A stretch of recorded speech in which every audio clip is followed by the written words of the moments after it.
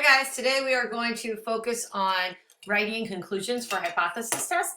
And to do that, we're actually going to go to an old problem that we did the very first day of our course. And that was on smelling Parkinson's.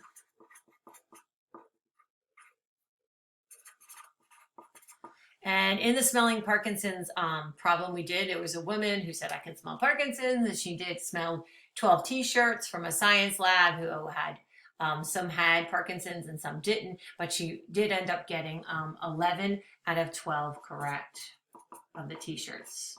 If you remember correctly, the 12th one actually that she got wrong ended up turning to have Parkinson's several months later. But in terms of the science end, she got 11 out of 12. And we actually did this in class without any notation, but now you're able to write down our null hypothesis. And the null hypothesis is what should happen if she was just a guesser, just a plain old guesser. What would it be? Our proportion of just guessing correct t-shirts out there in the world should be 50%. And the alternative is the science end of it. Well, is she better than just a guesser? Is she better than 50% of the time? Is she better than that? So we have our null hypothesis. We could define P as the proportion of t-shirts that she could get, not out of the sample, but just in general. Is she better than just a guesser? Or the percent of the time that she should get it correct. So in this case, she got 11 out of 12, and we did this the very first day of school. We said, well, we want to know how likely is that if she was just a guesser? Could she have just gotten it correct by luck? Well, let's go and did this and what we did the very first day of school. We went to Rossman Chance, and let's try to find where I have it here. There it is. Okay, so we went to Rossman Chance, and there we go.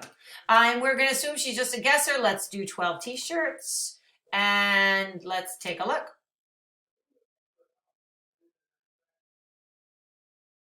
And let's do it again and again and again. And let's do this about 100 times. Let's make this simulation by randomly sampling another group of 12 t-shirts, another group of 12 t-shirts. How many would you get correct if you were just a guesser and you could not smell Parkinson's? So let's do this many times. Let's do this over 300 times, it looks like. And I want to know how likely is it that you would get 11 or more? Because that's what we're really looking for. And that's what we did the very first day of school. This is the beauty of this. We're going to write a conclusion of something we did the very, very first day. And how likely is this? Well, it's not very likely. There's less than 0.5% chance that she's going to get that many correct out of 12. It is very unlikely to occur by chance alone. So yeah, we have evidence the very first day of school to say, yeah, we have evidence to say she can probably smell Parkinson's, because this is so unlikely to occur, assuming you're just a guesser, that we have evidence to maybe state that she can conclude that she can smell Parkinson's. So we got to write a conclusion from this. So let's go back over to our notes.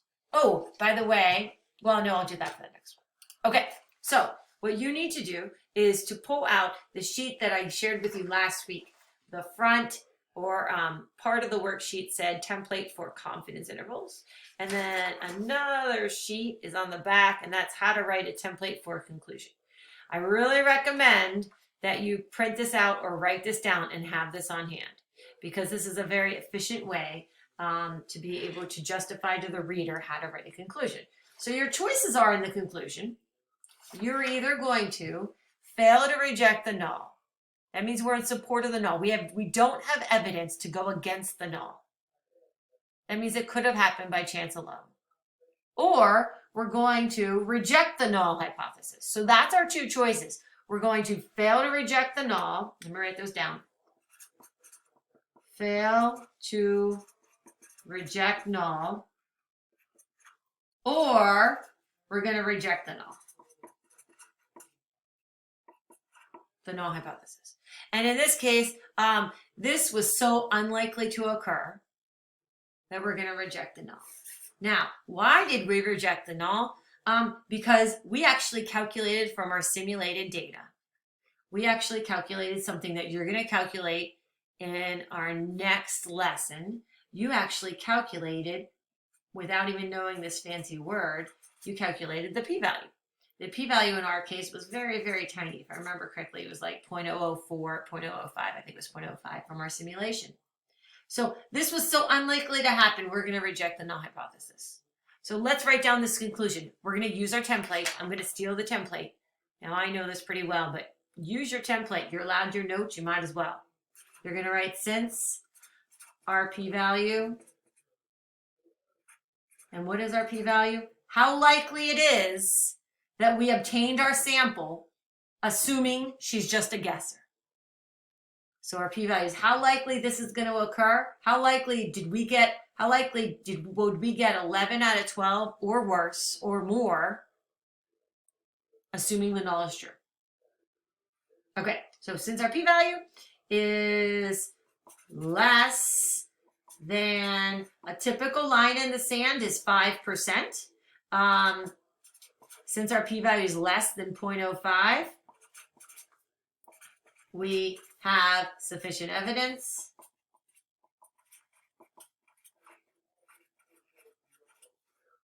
to reject the null hypothesis and conclude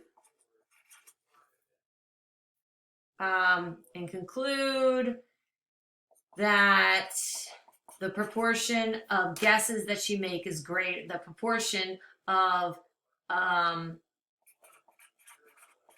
correct guesses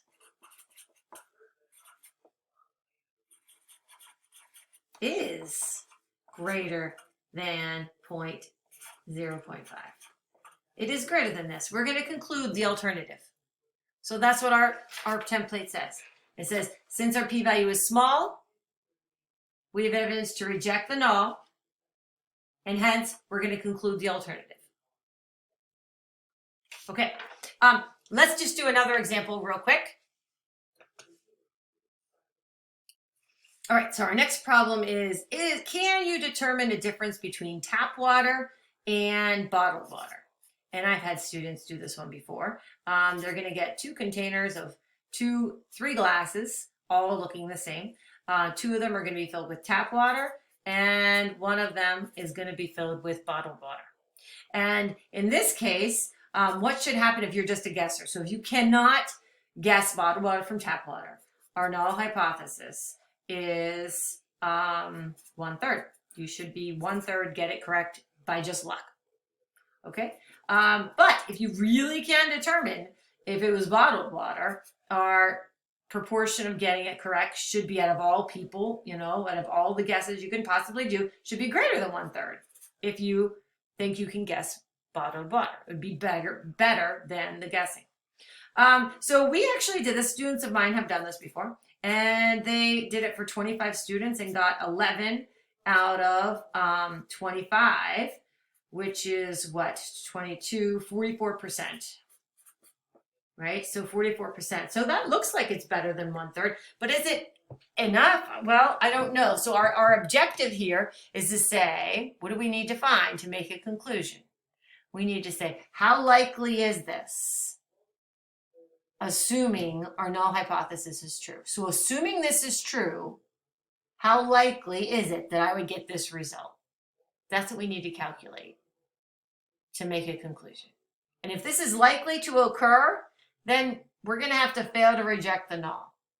If this is unlikely to occur, it is so far away from 1/3, then I'm going to have to reject the null and conclude the alternative. Let's state out alpha. And alpha, which I did not mention in the last problem, I apologize. Our alpha in this case, typical problems have an alpha of 0.05. That's our line in the sand. I have seen textbook, or I've seen, situations where alpha could be 0.01 or alpha could be 0.1. Those are some alphas that I've seen. But the most common one is 0.05. All right, so let's do the simulation. Here we go. Go to Rossmann chance. Okay, so there is a 1/3 chance of guessing, And we did this for 25 students. And we want to know how likely this is. So they're going to sample this, how likely it is. It doesn't look like coins because obviously there's a 1/3 chance now. It's different. And it looks like they got, oh, we could do number. This is actually sort of fascinating to talk about because let's do this a lot. Let's do this a lot of times. Okay, that's good. This is good. I like this because this is the number of successes, the number of kids that got it correct out of the 25. This is, remember, a binomial distribution. So you are welcome to do the problems with a binomial. Our center is n times p, which would be 1/3 times 25. Our standard deviation is the square root of n times p times 1 minus 25, which would be the square root of 25 times 1/3 times 2/3. That would be the standard deviation of this. Or you could do it with proportions, which is the way we do it in chapter 9.2. So we're going to do proportions for now, but you could do it either way. If you have proportions, your center is 1/3. And then your standard deviation is the square root of p times 1 minus p all over n. So, we're going to do it this way for now. How likely, though, is 11 out of 25? Well, 11 out of 25 is 0.44. And let's see how likely that is. Well, it looks like there's an 18% chance. So what are we going to do with an 18% chance? Is that likely to occur by chance alone? Well, 1 out of 18 is sort of like, 1 out of every 5 times. 1 out of every 5 times is 25%.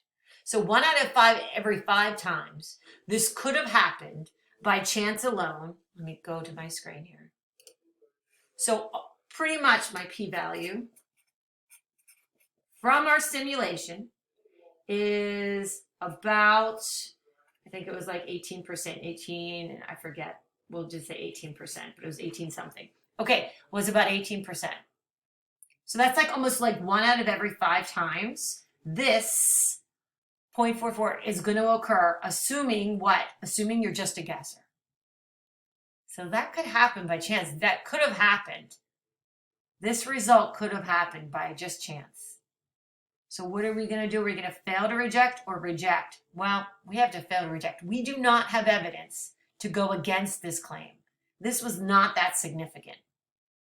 When something's significant, you're rejecting the null. So here we go. We're going to go to our template and bring conclusion to this, but you are going to go to fail to reject the null. Why? Since our p-value of 18% is greater than 0.05, we fail to reject the null hypothesis. There is not sufficient evidence to claim that people are better guessers than 1/3. We can't conclude the alternative. And that's it. Well, I have others to share with you, but we'll have to share them with you another day. I wanted to end right around the 13-minute mark. I hope you got something out of this, and we'll do more of this tomorrow. Take care.